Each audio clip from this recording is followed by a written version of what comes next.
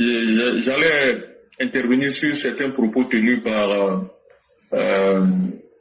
Awa Domelo sur la chaîne Live TV hier. Malheureusement, les chroniqueurs n'étaient pas à la hauteur. Parce qu'il les a embarqués dans une histoire, il les a trompés, il a trompé malheureusement le peuple. Il y a beaucoup de personnes, je vous lisais dans les commentaires, certaines personnes qui disaient « Ah oui, lui là, après Ouattara, il sera le prochain président. » Mais en fait, qu'est-ce qu'il a dit que, lui-même Daouda a dit que c'est ça, il a même avoué qu'il était convaincu, mais en fait, il a trompé tout le monde. Daouda a dit que lui a dit que la Côte d'Ivoire est souveraine et tout, parce que, voilà, le président Ouattara, il dit oui, mais sauf que pour traiter la Russie, il faut qu'on passe par l'euro. Quand il présente comme ça, les gens vont penser que quoi?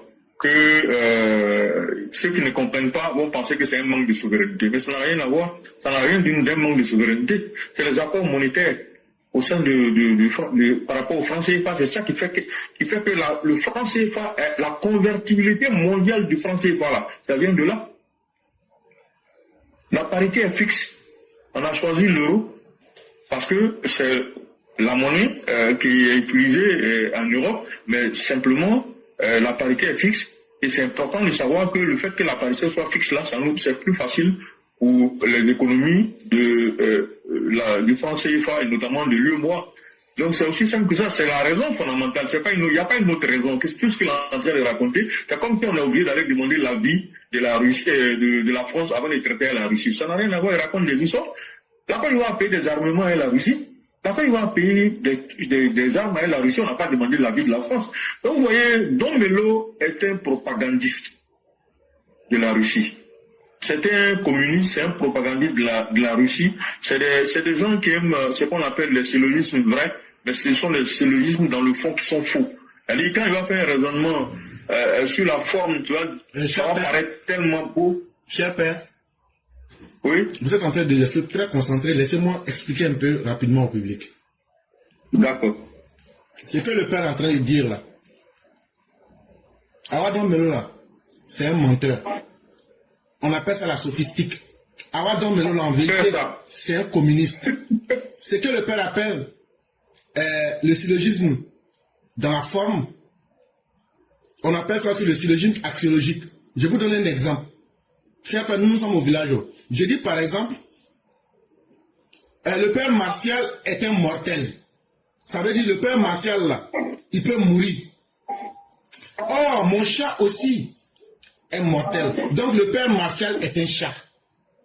Donc quand je dis ça, parce que les deux sont mortels, donc le père Martial peut être un chat, alors que c'est faux. Le père Martial et le chat n'ont pas la même nature. Voilà comment ces gens-là... Quand tu regardes, tu dis, oui, sa logique est belle, hein. Donc le père Martial est un chat. Alors que c'est faux. C'est comme ça qu'ils font pour vous tromper. Donc c'était pour donner un peu une image pour que les gens comprennent. Non, mais c'est une remarque très, très, très importante. Donc, franchement, je tiens sincèrement à ça parce que il ne faut pas que nos frères et sœurs du RHDP, et notamment la population ivoirienne, certaines, bon, donc heureusement pour nous, Domelo n'est pas très connu en réalité, parce qu'il a été longtemps effacé, c'est quelqu'un qui n'était pas souvent aux avant-postes en termes de meeting politique et tout ça, donc beaucoup de personnes ne le connaissent pas à l'intérieur du pays, mais sur la toile, nos frères, même certaines personnes ne comprenant pas certains termes, les histoires de souveraineté et souverainisme, je vais expliquer. La souveraineté là, ça n'a rien à voir avec le souverainisme que les gens pratiquent au sein des BRICS. Domelo là, il ne parle pas de souveraineté, il parle de souverainisme, c'est pas la même chose. La souveraineté, c'est un terme politico-juridique, ou juridico-politique plutôt. C'est ça, ce sont les grands philosophes là, les Rousseau et autres là, ce sont eux qui ont créé c'est parti de là en fait. Ça fait partie des fondamentaux de la science politique, la souveraineté d'un État. Mais le souverainisme là, c'est une doctrine politique. C'est aussi simple que ça. Le souverainisme est une doctrine politique. Donc, il ne faut pas que les gens confondent le souverainisme et la souveraineté. Ce n'est pas forcément la même chose. Donc, le fait de parler de souveraineté, il est en train de galvauder un terme. Le terme souveraineté. En réalité, il parle de souverainisme. Parce que c'est la souveraineté qui fait que volontairement, la Côte d'Ivoire et tous les pays de l'UEMOA ont décidé de choisir la convertibilité du franc CFA, fixe du franc CFA avec l'euro. Donc c'est notre souveraineté, c'est nous qui avons, en tant que pays souverain, accepté de signer ça. Dès qu'on peut changer la preuve, c'est que le mécanisme du franc CFA a évolué dans le temps et dans l'espace. Si vous prenez le franc CFA à l'origine, c'est pas comme ça il était. Il a beaucoup évolué. Jusqu'à ce qu'on arrive au résultat que nous connaissons aujourd'hui. Donc franchement, c'est un individu qui est dans... Il entretient volontairement cet amalgame-là. Il fait exprès pour ne pas... pour faire comme s'il n'était pas... En fait, quand il parle... D'ailleurs même, tous les gens, les soi-disant, les panafricains qui parlent beaucoup de souveraineté, en fait, ils parlent de souverainisme, c'est pas de souveraineté, ils parlent. Parce que même les États-Unis ne sont pas à 100% souverains. Ça n'existe pas. À partir du moment où les États-Unis dépendent en grande partie de beaucoup de pays dans le monde, notamment la Chine. La plupart des bons de trésor américains sont dans les mains de qui? C'est dans les mains des Chinois. Donc les Chinois ont leur mot à dire sur certaines choses aux États-Unis, quoi qu'il en soit. Et les États-Unis acceptent parce qu'ils n'ont pas le choix. Ils sont obligés. On n'est pas dans un monde où on vit seul. Nous ne sommes pas des Robinson Crusoe. On n'est pas sur une île. Exact. Donc, le fond du problème, il est là. Souveraineté africaine aujourd'hui, là, le souverainisme dont les gens parlent là, c'est la dictature qui pour justifier leur dictature. C'est une doctrine qu'ils prennent pour tromper les gens. En fait, ils parlent de souverainisme. Le souverainisme, c'est une doctrine politique qui dit qu'il ne faut pas la préférence nationale. Voilà. Trump fait du souverainisme aux États-Unis actuellement. Parce que c'est America First. Ça, sur le plan contemporain, sur le plan actuel, de nos jours, donc, il fait du souverainisme. Tous ceux qui parlent de préférence nationale, c'est une forme de souverainisme. C'est-à-dire que moi, je mets l'accent sur donc, cette rhétorique de souveraineté-là, c'est du pipeau. Il ne faut pas que les gens vont se laisser embrigader l'esprit par ça. C'est ça la réalité. Et la manifestation concrète du souverainisme en Afrique de l'Ouest, là, c'est les États de l'AES. En fait, en termes quand ils parlent de souveraineté, qu'est-ce qu'ils ont fait? Ils ont essayé de mettre. Ils ont fait des coups d'État, ils ont pris le pouvoir, ils ont coupé les liens avec l'ancienne colonie, puissance colonisatrice, et puis ils sont allés se mettre avec la Russie. C'est une façon aussi d'exercer leur souveraineté. Donc, pour moi, ils n'ont fait que changer de maître en réalité. Parce que, et puis, Awad Domino, il a menti en plus. Encore. Il a dit quelque part que la Russie a du pétrole. La Russie a des minéraux dans son sous-sol. Donc, s'il vient en Afrique, c'est pas pour venir prendre les minéraux des gens. Mais la Russie fait quoi au Mali? On sait ce que la Russie va donner les fonds pour là-bas. C'est l'or qu'ils sont en train d'exploiter. Ils exploitent l'or également sur l'uranium et l'or également au Niger. Ils exploitent aussi l'or au Burkina. De quoi ils nous parlent? En Centrafrique, là, ils exploitent quoi? Ils exploitent le sous-sol de la Centrafrique. Donc, de quoi ils parlent? Depuis quand un pays peut-il la Russie, peut-il chercher à vouloir être le sauveur des Africains juste parce lui, il est trop gentil, il n'attend rien des Africains, il a bien tout dans son sous-sol, mais il vient en Afrique pour sauver les Africains parce que c'est le bon samaritain. Donc, mais nous, ne nous prend pas pour les plaisantins, ne nous prend pas pour les nigauds. Il ne faut pas jouer l'intelligence de la population ivoirienne. Nous serons là pour te déconstruire. Et moi, je suis prêt à le dire. On est dans ce qu'on appelle le triangle des quatre membres. Le triangle des quatre membres, c'est quoi? Il y a trois personnes dedans. Il y a trois personnages. Il y a celui qui vient pour le persécuteur, c'est-à-dire celui qui vient pour t'oppresser. Il y a le sauveur, il y a la victime, et puis il y a le sauveur. Ici, là, on peut considérer les Africains étaient considérés comme étant les victimes dans ce triangle-là. Et les puissances colonisatrices, notamment la France, étant considérées comme le persécuteur, l'oppresseur. La Russie arrive en bon samaritain. Je viens pour vous sauver. Mais ici, le sauveur devient le persécuteur. Après, parce que c'est ça la réalité. quand on finit d'éjecter la France, mais le sauveur se transmute en persécuteur. Il commence à exploiter le sous-sol. Sauf que, pourquoi les gens veulent qu'on coopère avec la Russie plutôt qu'avec la France? La Russie ne va jamais demander de faire des élections. Ce n'est pas son problème. Il s'en fout. À partir du moment où lui, ses intérêts sont protégés, il n'en a qu'une. La Russie n'a rien à faire des Africains. Il peut mourir. Mais à partir du moment où lui peut profiter des richesses du sous-sol, des pays avec lesquels il coopère désormais, il n'y a aucun problème. Mais la Russie, il a même menti encore en disant que la Russie a aidé à libérer les pays, à aider l'Afrique à se libérer du joug colonial. Mais comment? En fournissant des armes pour faire la guerre. C'est le cas en Angola, ça a été le cas en Algérie. On peut citer encore d'autres pays tels que même l'Afrique du Sud. Regardez comment l'Afrique du Sud s'était radicalisée contre la partie, les Blancs qui sont là-bas. Pourquoi Moyen a dit, vous n'avez pas, ils sont un petit groupe, mais si vous ne dialoguez pas avec eux, vous ne pouvez rien. Ils vont vous tuer. Si vous voyez que Nelson Mandela est parti en prison, c'est les Russes qui étaient en bas, parce qu'ils s'étaient radicalisés. Ils faisaient en fait, il faut avoir le courage de le reconnaître. C'est après les 27 ans d'emprisonnement que Nelson Mandela est devenu sage. Parce qu'il a compris, quand il était jeune, les Russes étaient en bas. On l'encourageait à faire la guerre pour se libérer. Donc la Russie, là, c'est pas un ange. Je suis désolé. Et la France n'est pas non plus un ange. Sauf que le président Ouattara a répondu au multipolarisme auquel les BRICS nous invitent de façon très intelligente avec ce qu'on appelle le soft power, non pas le hard power. Parce que lui, il a compris que, vous savez, le président Ouattara, c'est un monsieur, le fait de dire qu'il est intelligent, c'est l'insulter, c'est un génie. Il connaît les Occidentaux, il connaît les Blancs même en général. La meilleure façon de traiter avec le Blanc, d'enlever ton doigt dans sa bouche, c'est de ne pas taper sa tête. Si tu tapes sa tête, il va mordre ton doigt. Et c'est ce que tous ceux qui ont tenté de faire ça à les Blancs, au final, ils les ont eu.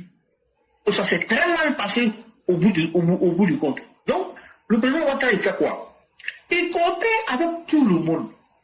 Il coopère et il modifie sa coopération avec la France sans crier, sans insulter quelqu'un, sans traiter la France de néocoloniale, ainsi de suite.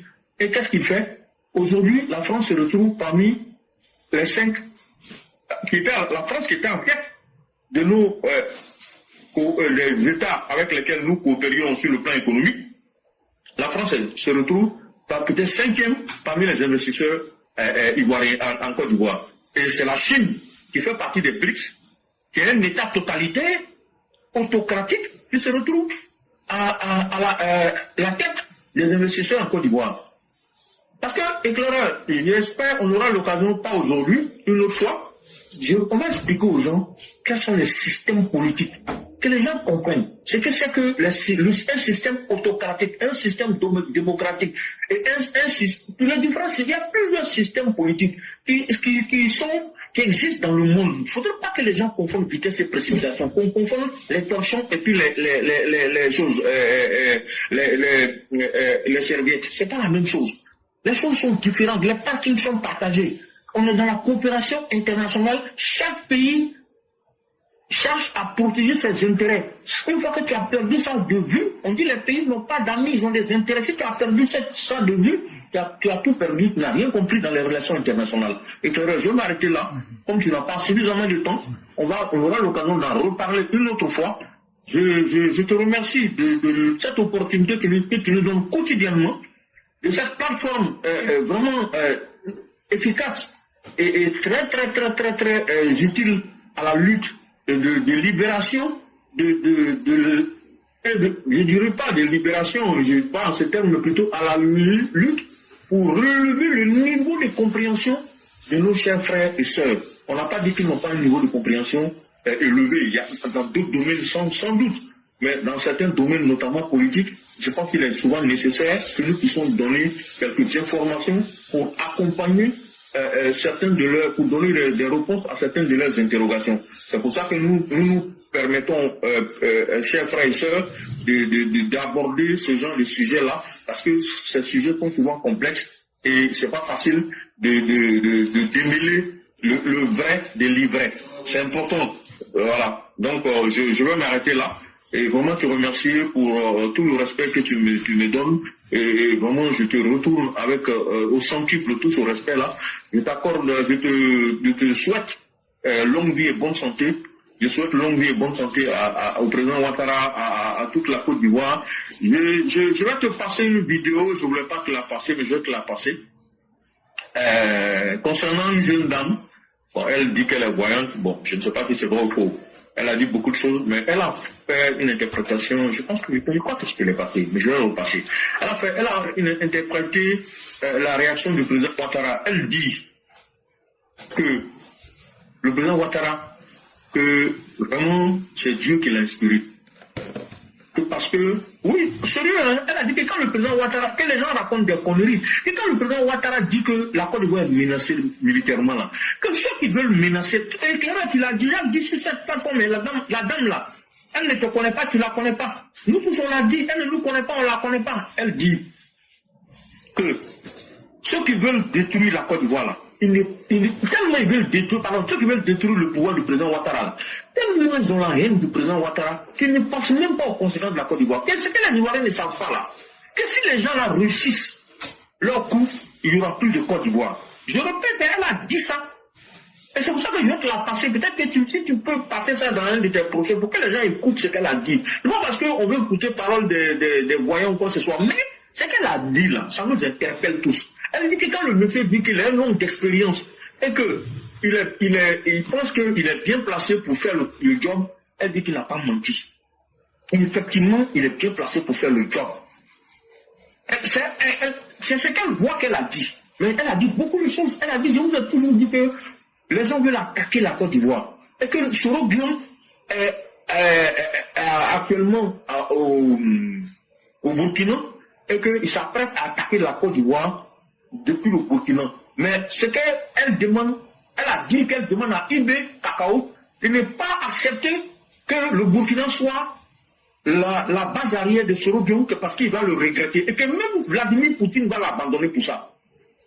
Que Vladimir Poutine va les abandonner pour ça parce qu'il ne voudra pas que son nom soit mêlé à une telle manœuvre. Et que ça va très mal se passer pour eux. C'est elle qui l'a dit, hein, elle a insisté dessus. Si je retrouve aussi cette vidéo, je vais te la passer. Je ne la suis pas particulièrement, mais je peux voir que tu as l'algorithme de TikTok. Quand tu es parti une ou deux fois sur la vidéo de quelqu'un, souvent tu vois ces vidéos passer. Et bizarrement, je tombe souvent sur certaines de ces vidéos de ce genre-là.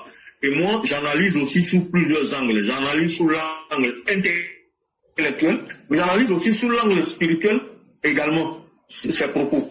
Il y a des parts de vérité dans ce qu'elle dit. Ouais, parce que le diable aussi peut voir clair. Pour le savoir, le diable aussi voit clair. Dieu, on ne peut pas parler de voyance concernant Dieu, mais le diable aussi voit clair. Donc, là, il y a des choses à ne pas négliger. Je suis en train de en parler parce que c'est l'aspect non objectif, l'aspect spirituel, l'aspect caché de l'action du président Ouattara, de sa candidature là, dont je suis en train de parler. Et allez-y écoutez, je vous invite.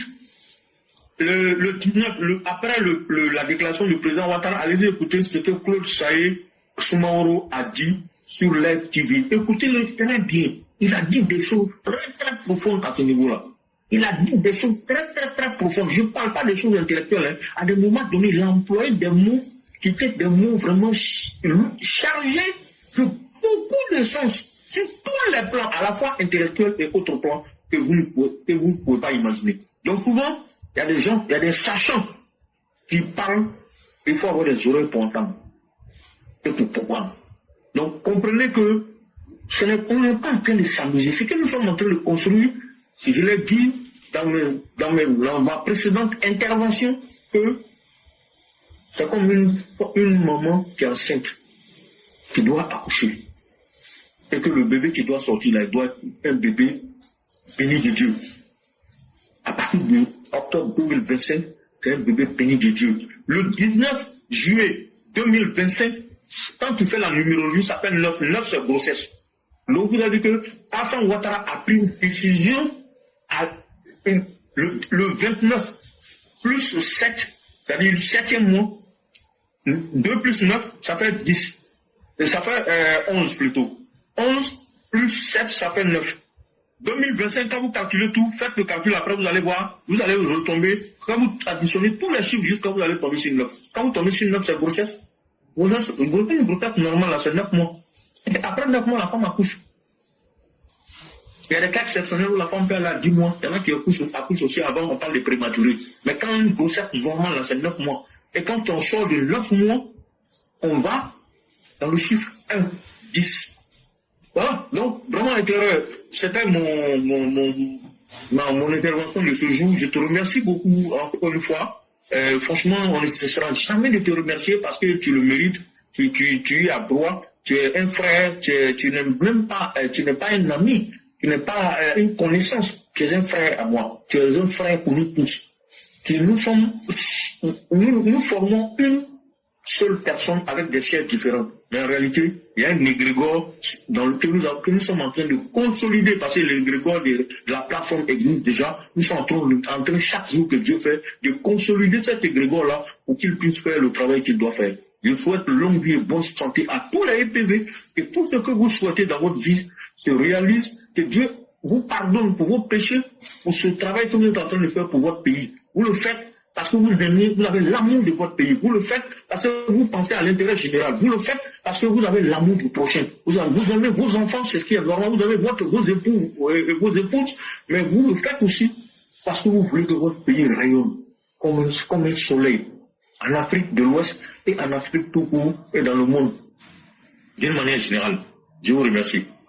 Merci beaucoup, cher patriarche. Merci pour toutes ces belles explications.